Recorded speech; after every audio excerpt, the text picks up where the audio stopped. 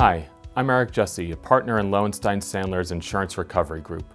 Welcome to In the Know. Subrogation is a term buried in many insurance policies, but it can impact your business and coverage when a claim arises. In simple terms, subrogation allows an insurer, once they have paid out a loss on your behalf, to step into your shoes and recover money from a third party that may be responsible for that loss. Here are 3 key things businesses need to know about subrogation and insurance. First, be aware of waiver of subrogation clauses in contracts. Some agreements, like leases or vendor contracts, may require you to waive your insurer's right to subrogate, or may require you to release your counterparty for losses that are covered by insurance. While this can help maintain good relationships with partners, it also means your insurer might not be able to recover losses if another party was at fault. In that situation, your insurer may try to deny coverage on the grounds that the insured blocked the insurer's ability to subrogate and in turn recover on the loss.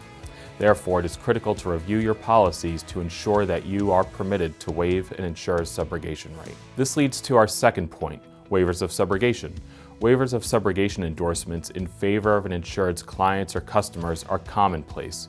Insurers often will agree to add them to policies, but you need to ask your insurer and do so before a loss occurs. And while waiver of subrogation endorsements are not necessarily available on commercial property policies, those policies do have provisions in many cases that ratify the insured, again, in advance of a loss, releasing a contractual counterparty, for example in a lease agreement, for amounts that are covered by insurance. But again, it is critical to check your policies to make sure that they have these provisions. Third, after the claim comes in, many policies will require an insured to cooperate with the insurer and not take actions that would prejudice the insurer's subrogation rights, if any. If you are involved in a claim, communicate with your insurer before settling with a third party, because if you accept payment or sign a release without your insurer's sign-off, these issues could lead to a coverage dispute or even a denied claim.